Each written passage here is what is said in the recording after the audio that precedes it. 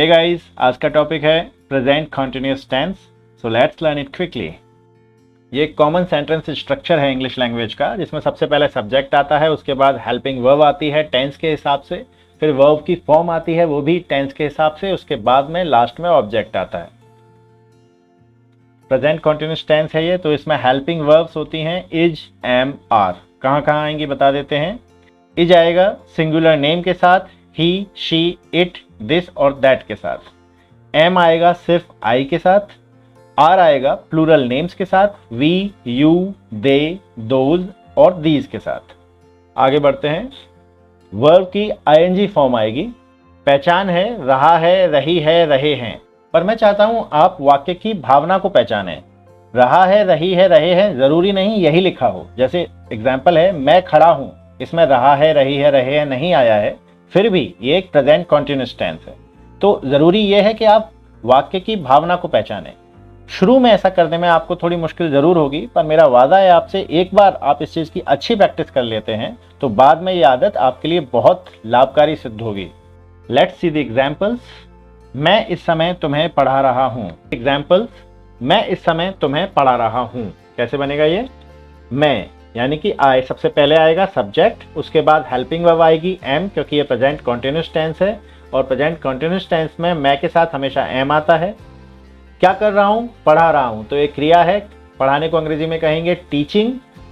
तुम्हें इस समय, यू एट दिस टाइम, ये ऑब्जेक्ट हो गया। तो क्या हुआ sentence? I am teaching you at this time. आगे देखते हैं। मैं इस समय तुम्हें नहीं पढ़ा रहा हूं। सबसे पहले सब्जेक्ट आएगा, फिर हेल्पिंग वर्ब आएगी, हेल्पिंग वर्ब के साथ नॉट आएगा क्योंकि ये नेगेटिव सेंटेंस है। उसके बाद मेन वर्ब आएगी टीचिंग, फिर ऑब्जेक्ट आएगा। बहुत ही आसान है, बहुत ही सिंपल है। I am not teaching you at this time. अगला है, क्या मैं तुम्हें इस समय पढ़ा रहा हूं। अब यहां ध्यान दीजिएगा, वो इंटेरोगेटिव सेंटेंसेस जिसके जवाब आप हाँ या ना में दे सकते हैं, उसमें जो हेल्पिंग वर्ब होती है वही सब्जेक्ट से पहले आ जाती है और वो सेंटेंस इंटेरोगेटिव बन जाता है। तो क्या मैं तुम्हें इस समय पढ़ा रहा हूं, तो इसका जवाब हाँ या ना में दिया जा सकता है, तो इसमें हेल्पिंग वर्ब पहले आएगी। Am I teaching you at this time. अगला देखते हैं, मैं तुम्हें इस समय क्यों नहीं पढ़ा रहा हूं। अब इसका जवाब हाँ या ना में नहीं दिया जा सकता, तो WH फैमिली का वर्ड आएगा। यहां पर देखते हैं, वाई, WH फैमिली का वर्ड है। Why am I not teaching you at this time. Why सबसे पहले आ गया, हेल्पिंग वर्ब एम आ गई, फिर subject not, teaching main verb आ गई, यू एट दिस टाइम। अगला देखते हैं, मेरी माँ खाना पका रही है। My mother is cooking food. My mother subject हो गया, इज हेल्पिंग वर्ब हो गई, कुकिंग मेन वर्ब हो गई, फूड ऑब्जेक्ट हो गया। बहुत ही आसान है। मेरी माँ खाना नहीं पका रही है। My mother is not cooking food. क्या मेरी माँ खाना पका रही है? Is my mother cooking food. मेरी माँ क्या पका रही है? WH फैमिली का वर्ड आएगा यहां पर। What is my mother cooking. अब वॉट इज का शॉर्ट फॉर्म होता है वॉट्स, तो अगर वॉट्स लिखा है तो इसका अर्थ होगा वॉट इज। ये भी आपके लिए जानना जरूरी है। मेरी माँ क्या पका रही है? What's my mother cooking. Next देखते हैं, रॉकी और गोगो ट्रेन द्वारा मुंबई नहीं जा रहे हैं।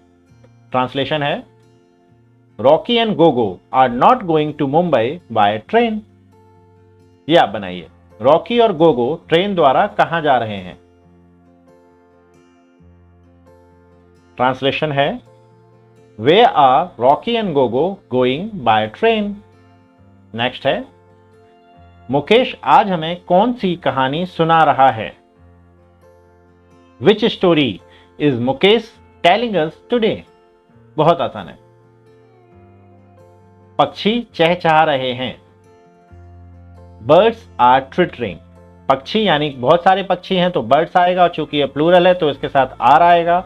चहचहाने को ट्विटरिंग कहते हैं। Birds are twittering. Guys, thank you so much for watching this video. अगर आपका कोई सवाल या सुझाव है या आप चाहते हैं मैं किसी नए टॉपिक पर वीडियो बनाऊं तो प्लीज कमेंट करके बताएं। See you then, bye bye, keep learning, keep practising.